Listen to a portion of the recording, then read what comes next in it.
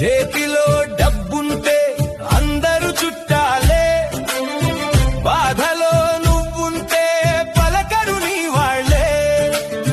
ముందుగానే మేల్కొని బ్రతుకు సోదరా, మందిలో